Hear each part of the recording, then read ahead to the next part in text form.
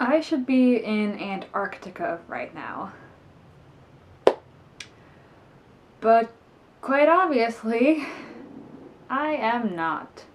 Late March, early April, 9 months ago, I committed to a study abroad program. The original itinerary consisted of flying to Ushuaia, Argentina, and then getting on the academic EOFI and sailing to Antarctica.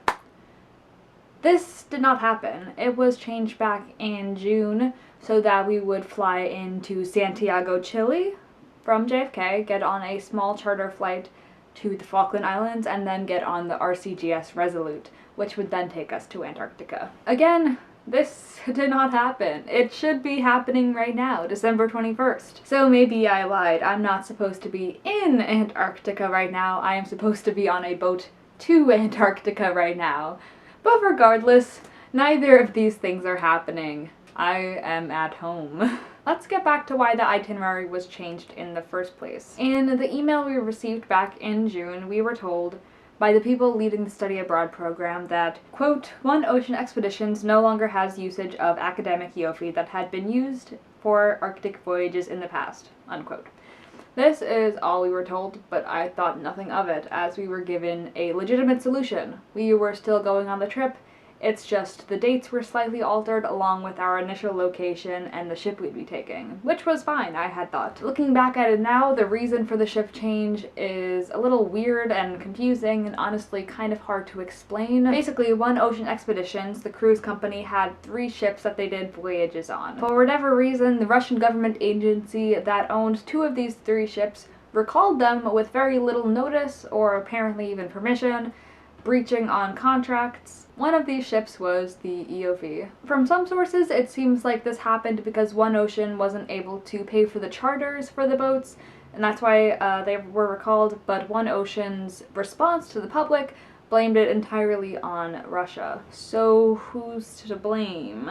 I don't want to point fingers wrongly, but with the abundance of other issues One Ocean has, I wouldn't be surprised if they just weren't paying for the charters and that was why Russia recalled the ships. This sort of leads to a larger conversation about their financial issues. Apparently, employees weren't being paid for months, there's hundreds of passengers from canceled voyages not being given refunds, and their one remaining ship, the RCG Resolute, has been stuck in port in Buenos Aires since, I believe, October, not being able to pay for fuel. Anyway, our real problem was presented to us on November 13th. Mind you, a little over a month from when our booked flights were on December 18th.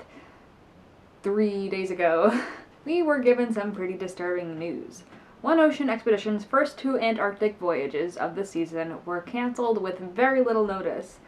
And when I say very little notice, I mean literally a couple of days. Passengers on the November 6th voyage were told on November 1st that they wouldn't be sailing, which is just absurd. Since then, there's been more cancellations. November 21st, December 1st, December 11th, and now the December 21st. And I don't think they plan on stopping. This isn't even including the October 24th trip, where passengers were aboard sailing. They had to stop to refuel and then abruptly canceled because of a lack of fuel availability, which basically translates to they weren't able to pay for fuel. With every cancellation comes a half-hearted email copy and pasted from the last letter to devastated passengers. We got our notice on December 12th for the December 21st voyage. It comes from the managing director of OOE, saying that they're in the process of restructuring and in advanced stages with a qualified potential partner. The email also suggests that there will be compensation possibilities in the future, which is screwing over passengers as they try to get in touch with their travel insurance providers. If there is talk of compensation, the travel insurance companies will not reimburse anyone, so people are out thousands of dollars waiting for a nearly bankrupt company to refund them. So the situation is just really awful for a lot of people. The passengers on canceled trips denied their trip of a lifetime. The employees who were never fully paid for their work. Everyone booked on a future trip, waiting in false hope that it might still happen. It's just not great. Anywho, thank you for watching and listening to what I had to say. I thought it was something that had to be made known, especially since there's so many of my family and friends asking why I'm not in Antarctica when I've been saying it for months that I'm going to be there. Also, sorry I had this on my lap the whole time. There was a lot to talk about, so I wrote it all down so I didn't forget anything. Yeah, if you have any questions about the situation or you want to know more, I'll probably leave some articles linked down below because I probably didn't do a great job of explaining everything because there was just so much wrong with the situation. There were so many different occasions of things going wrong. So I'll link some stuff down below. If you have any questions, let me know. Thanks for watching. Have a good holiday. Bye.